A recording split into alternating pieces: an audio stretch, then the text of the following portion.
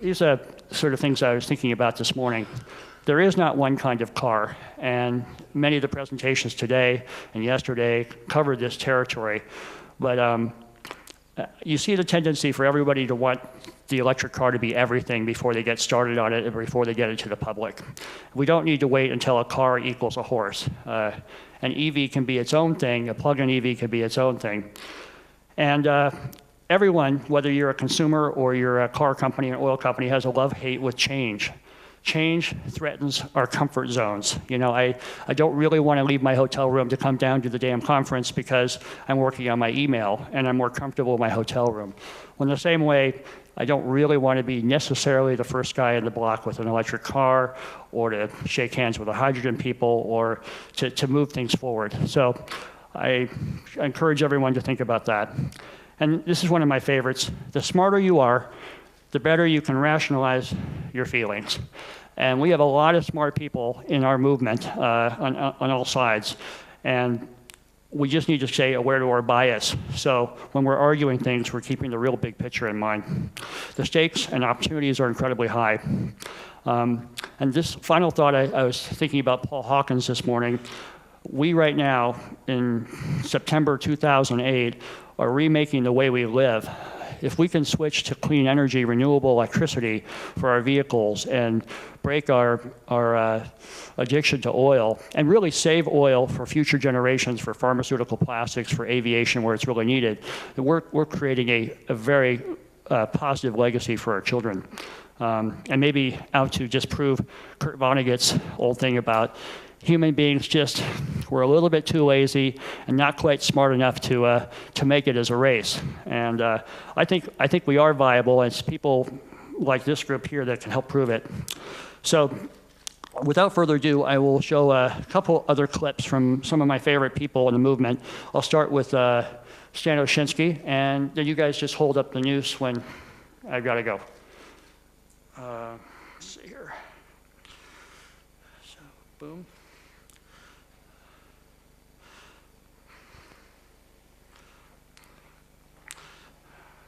Oh, that's not good. See, my battery's running out. What I like to say, yes, thank you, is that to the young people out there in the world, if you have something, you want to make it happen, then go out and fight your life for it and do it and show it. Don't talk about it, do it.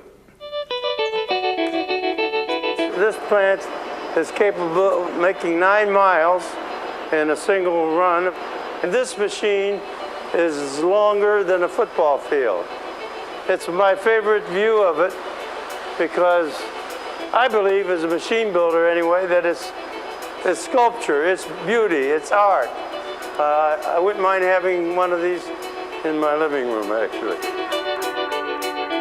And as the rolls go through here, they get laid on these very thin films, one on top of the other. This film altogether is less than 1/2 micron. Solar is back? Solar never went away. What was back was backward thinking. Not the solar was going away. This is the end of a roll. The world's longest complete photovoltaic solar cell by orders and orders of magnitude. When you're changing the entire energy equation, you're building ancillary industries all over. Every one of these is a roof. I'm not competing against anything else. I'm competing against fossil fuels. And then it's $1 trillion a year market, not billions of dollars a year. It's one thing to agitate, and I believe in that, but it's a hell of a lot better to educate. And that's what we believe in. And you can't take it away from our own personal motivation, which is that's what we want to do. We really want to build a better world. Now, what's wrong with that?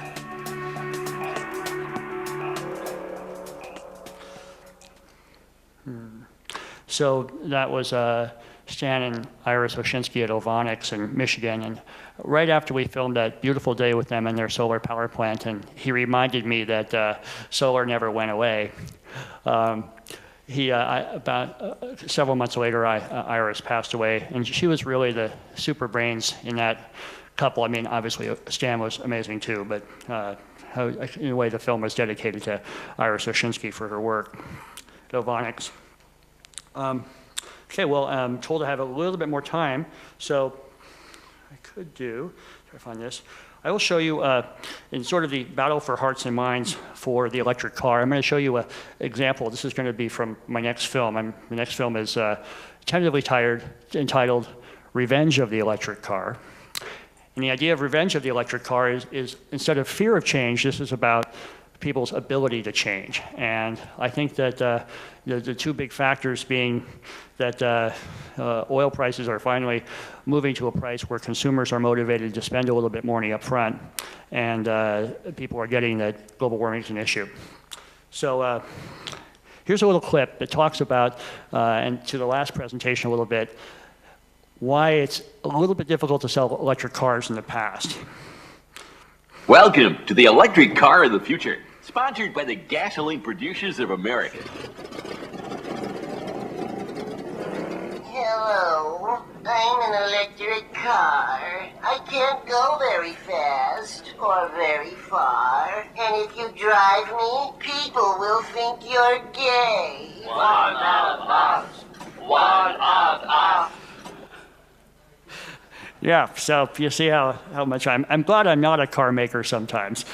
In fact, I asked the GM Volt people about the gender description issues around cars. Is the new Chevy Volt marketed towards women or to men? And men want generally trucks and other vehicles that show that they're tough guys and they can support a family, or I don't know, maybe women want that too. But they said that some of those issues about defining cars to gender are really going away. So with this new generation of car, this Mitsubishi car, the Volt, the Tesla, certainly, all these cars I think are part of moving people's conception away from what electric cars were.